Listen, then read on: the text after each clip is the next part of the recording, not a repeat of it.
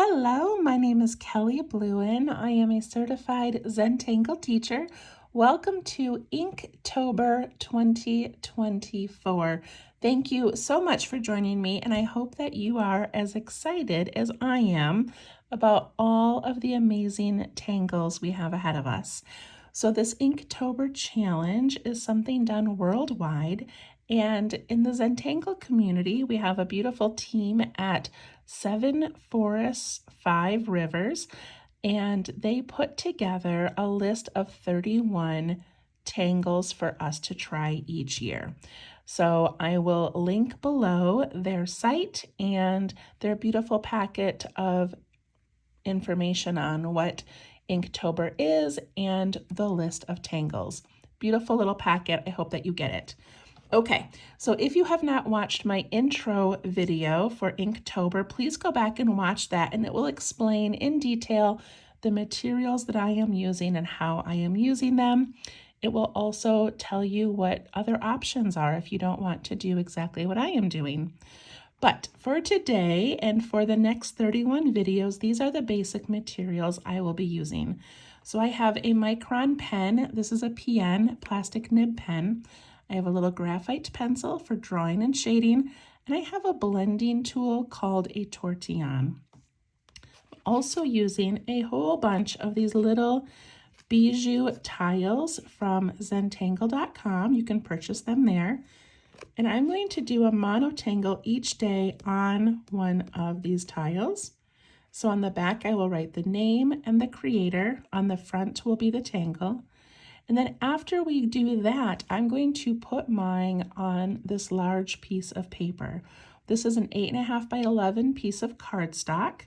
I can link the cardstock below. It's just an Amazon purchase. It's nothing fancy. It's not even like sketch paper. It's just cardstock. And then I drew a border on mine, and every time I do a tangle, I'm going to add it to this larger piece, so that at the end of the 31 days, I have this beautiful, hopefully beautiful, piece of artwork with 31 different tangles on it. Okay, so again, please feel free to watch the intro video. I did have a kit available. Unfortunately, it sold out very quickly. So if you want these things, you can just get them on your own. You can get these writing utensils at Zentangle.com. Also part of my kit was this Inktober calendar, and I'm not going to show you this necessarily every day, but what I'm doing for myself, I'm just drawing a quick sketch of the tangle and writing the name. And this will just be a nice little reference sheet for me to keep. Okay, let's go. So the first tangle is called Ambler, and it was created by Zentangle Incorporated. It's such a nice, relaxing, rather simple one to begin with, and I love that the 7 Forests, 5 Rivers team chose this for our beginning. Okay, I'm going to zoom in a bit. I'm going to move some things out of the way. Make sure you can see it okay. All right, Ambler by Zentangle, and I am numbering my tiles just so I remember what order we did these in. Okay, Ambler, I'm going to go ahead and start with my pen. If you are uncomfortable starting in pen, you can do it in pencil and go back and trace it later. So if you are familiar with the Zentangle method, there is one called Printemps, which is a spiral, and it's beautiful and we use it all the time. So this one is similar to that, except that instead of being a circle, it is in a square. It is often used as a border, so we could put it right across the center of our tile, and it would make a beautiful little border, or around the whole outside edge.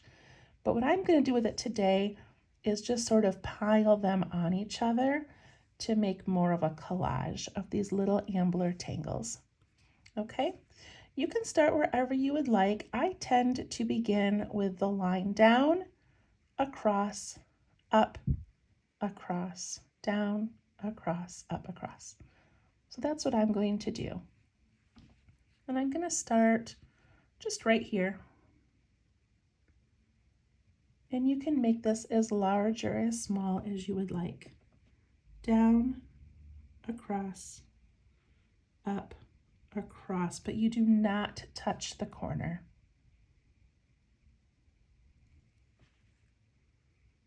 Down, across, up, across, down, across, up, across. And that's all I can fit inside. If you prefer to do it in the reverse, where you start with your dot and then you go around it, that is another way to do it, and then you can make it larger as you go, so that's kind of a fun way.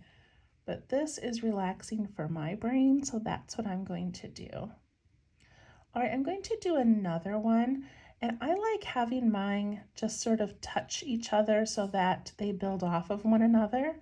So I'm going to put one over here, and I'm going to make it go a little bit high. And I'm purposely going to let it bump into the previous one. I'm going to lift my pen and imagine the line going up to about here and then over so I can come back out and down, over.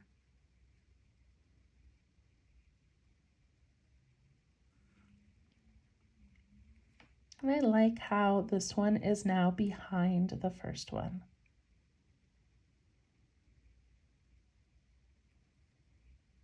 All right, I'm going to do another one. I'm going to let this one, let's see, I think I'm going to let this one start under here. I'm going to go a little bit larger on purpose.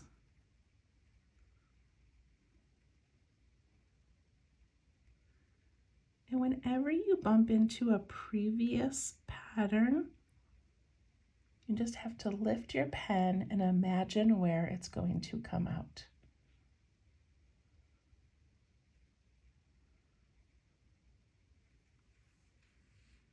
I'll do one over here.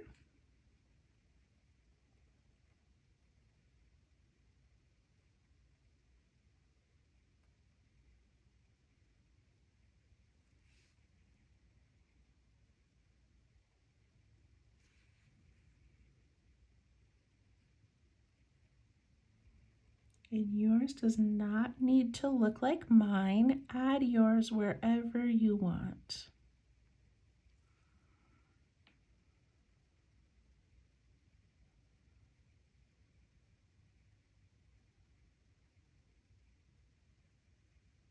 I'm going to put one at an angle just because this little tile here is really meant to be an area where we play, where we practice, where we try variations.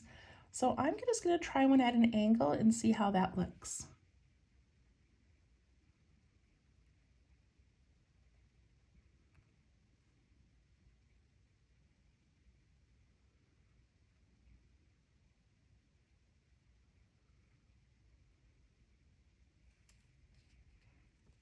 I love that. And I'm going to put a tiny one down here. I'm going to just force myself to make a little one.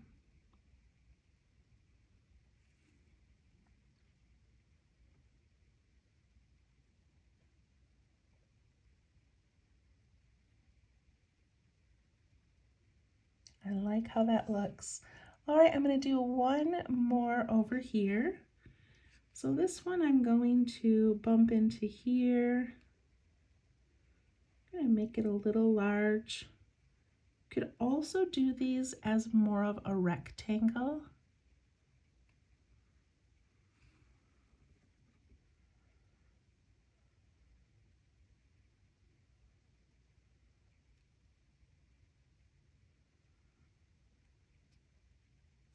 All right, I feel like I need one more up in this corner, so I'm going to do a little one.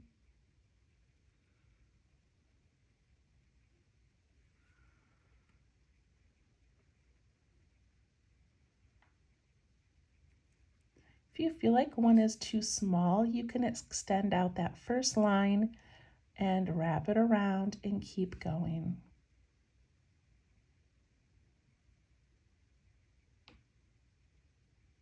I love that tangle. I love how relaxing it is. So I'm going to now add an aura to the outside of this whole piece just to sort of bring them all together. So an aura is just a line that goes beside another line. So I'm just following around.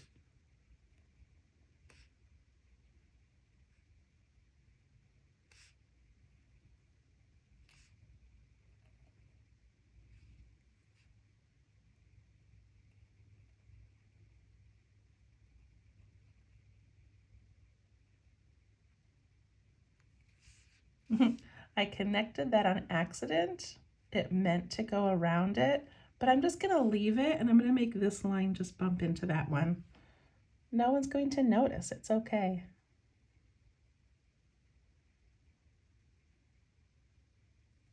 If this feels very boxy to you and you want to add some roundness to it, you could add in some little orbs or circles.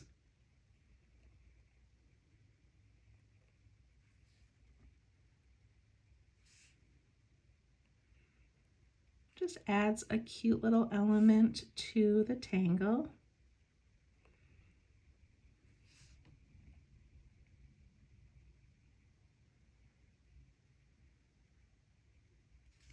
Then I'm going to initial it and do some shading.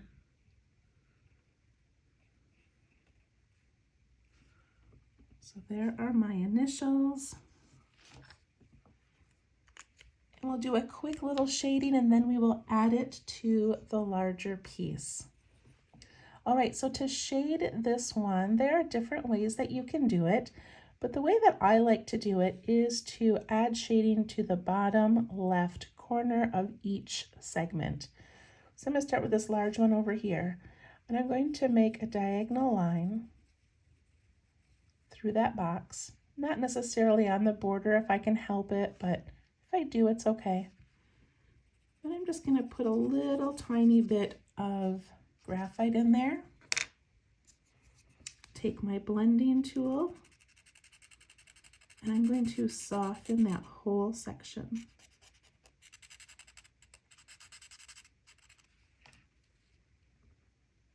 So pretty.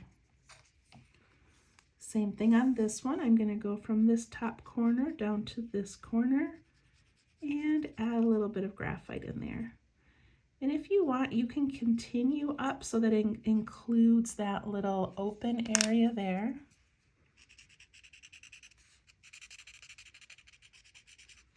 And soften it.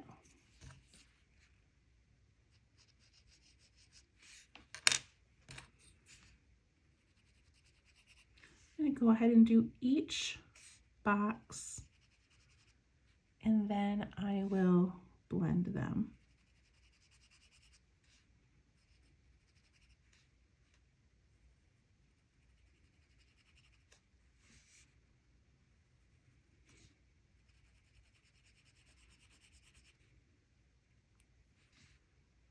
This tipped one over here, I'm going to do this bottom section.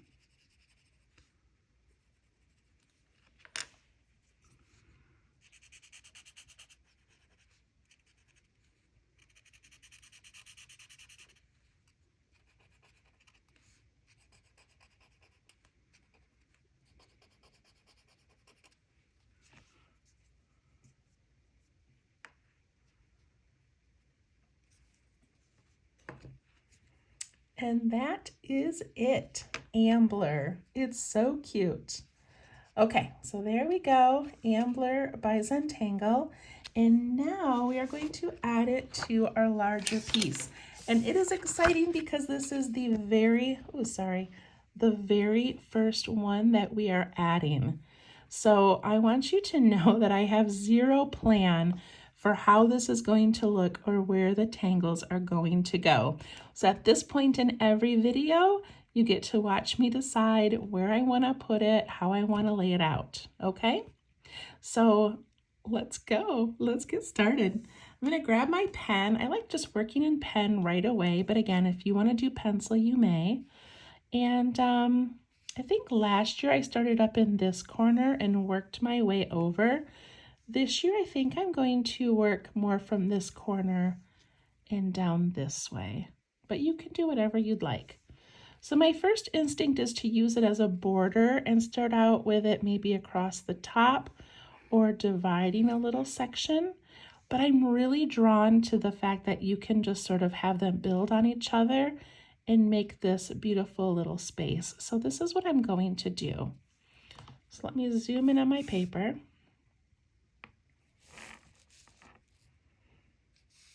Okay, and now I'm just going to pick a spot. So I'm trying to decide if I want to start in the corner or I want to start mid-paper.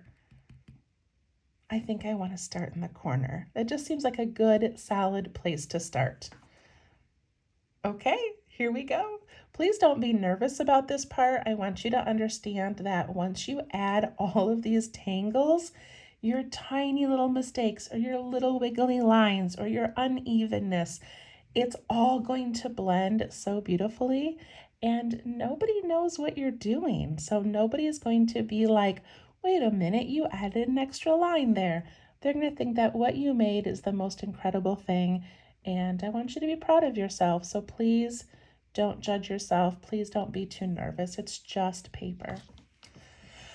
Okay, that being said, let's put down our first marks. So I think I like the idea of having some of these little circles, these little orbs up in the corner. So I'm going to make my first shape outside of the corner a little bit. So I'm going to go down, over, up, over.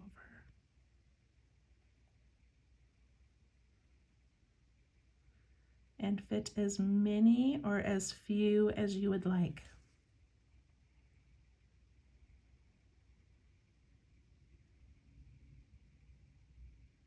It is exciting to make the very first mark.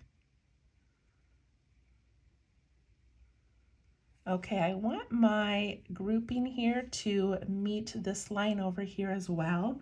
So this next one, I'm going to make it more of a rectangle.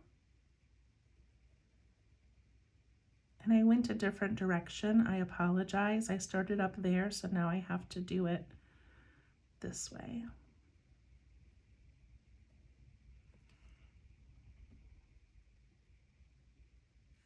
I like that it's touching both corners.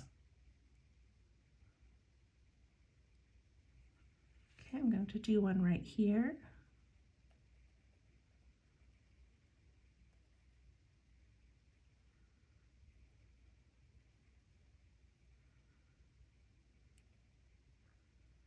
And don't be afraid to go a little bit large. You do not need to draw tiny. If you imagine the size piece of paper as a calendar, like this has 31 squares and there's extra space. So on your big piece, you want each tangle to take up at least this much space, if not more. Does that make sense?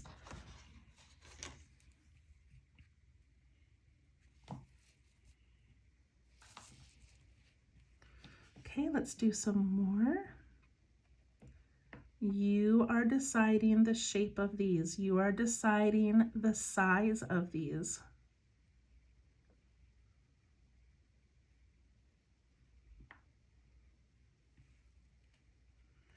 Don't be afraid to leave little spaces in between. We can fill those in later.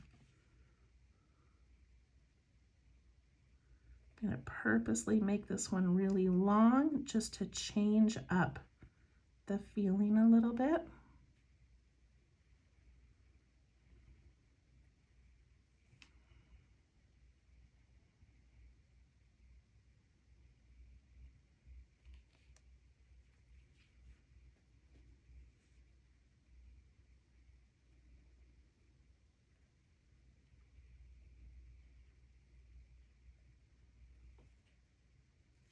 I wanted that to connect again to that edge.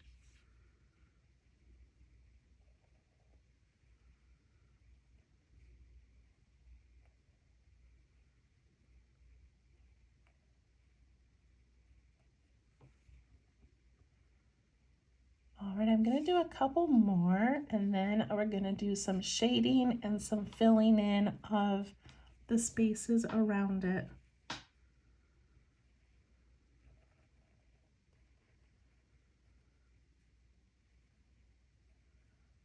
Just enjoy making these repetitive lines over and over.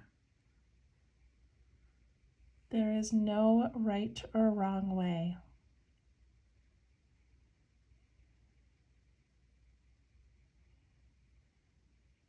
So I want to show you a little variation, not really a variation, more of an enhancement.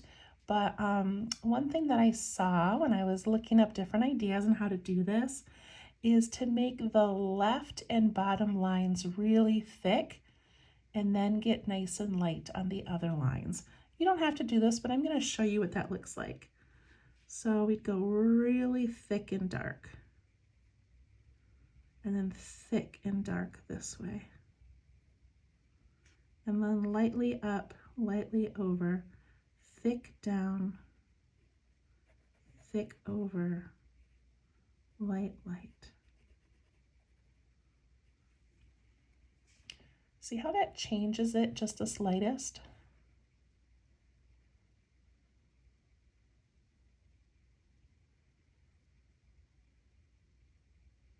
All right, for fun, I want to put in a printemps in here, which is the circle pattern, just because, I don't know, I just think that would look kind of cool. So I'm going to put one over here. So I'm just going to make a circle, and it's going to spiral in towards the middle. And I'm going to do one over here as well, and I'm going to let it go off the page. So I'm going to draw like a half circle. And I'm going to imagine this spiraling like that.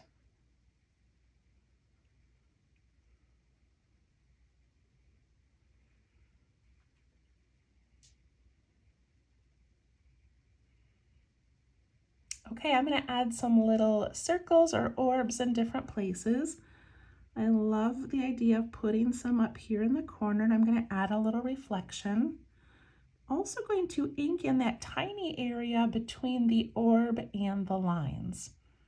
I'm going to put one over here.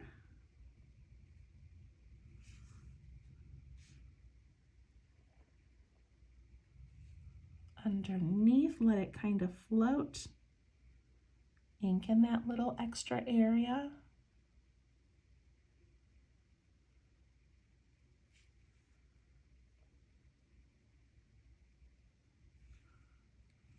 I have a large space here, so I could put a couple of them in.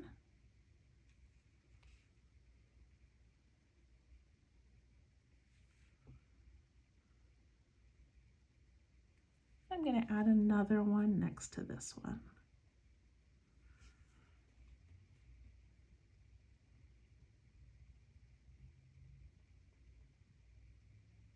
Okay, I hope that wasn't too difficult for your first one. I hope you enjoyed that. I am going to outline this whole thing with an aura. So I'm just going to follow along.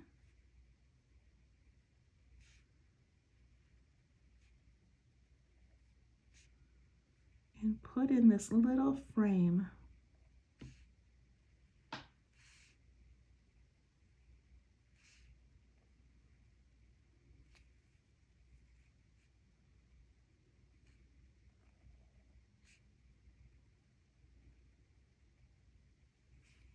And when I get to these circles over here, I'm just going to continue like that.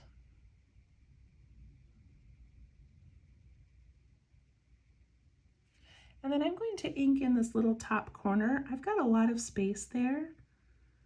If you would rather fill it in with more auras of that line, you could do that. But I like a little dark space once in a while.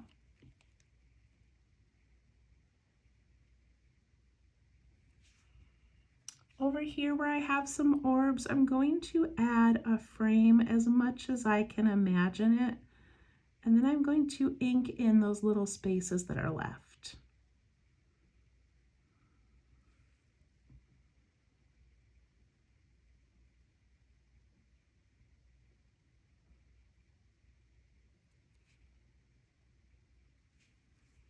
I have this little empty space here that's in between some boxes, so I'm going to ink that in as well.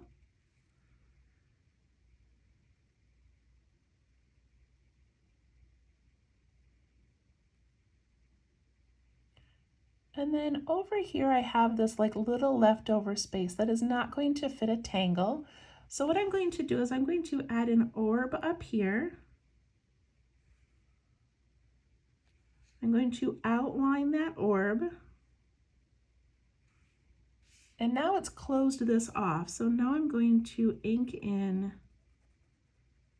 this here. Yours is not going to look exactly like mine, and that is the goal. I want yours to be different. I want yours to be unique and be you. I also want to teach you little ways to fill in areas. Okay, that was day number 1. Oh my goodness, what a fun start. I'm so excited. The next few days we have some very like wavy ornamental ones coming up. So that will complement these straight edges well. All right, I'm gonna add a little bit of shading quickly and then let you go. So the first year I did this, I shaded at the very end and it took me so long. So I'm gonna shade as I go. So I said there were multiple ways to shade this. One of the ways that you could do is take each of these spirals and shade around it where they overlap another one. Or you can shade that bottom half like we did. So I think because I already taught you the one way, I'm gonna do it different on this one. So I'm gonna take each little spiral. So I've got this one up here and see how it overlaps these. I'm going to put some graphite along that edge where it overlaps, and then take my blending tool and push it out a little bit, giving that little lift and giving it a shadow. This one right here overlaps down here. So I can pull that out a little bit. This one overlaps a whole bunch of them, so I'm going to go around most of those edges and create this shadow with my pencil.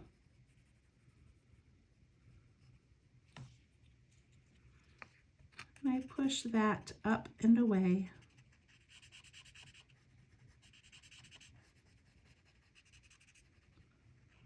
See how these are starting to look layered? This one in the corner just goes over the circular printout.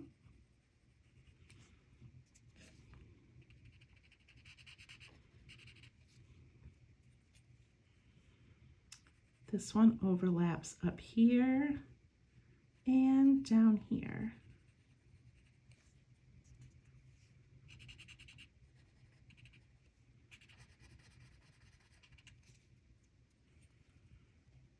This one overlaps down here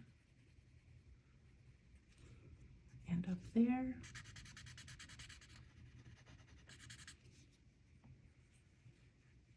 And this one overlaps just a tiny bit of this corner.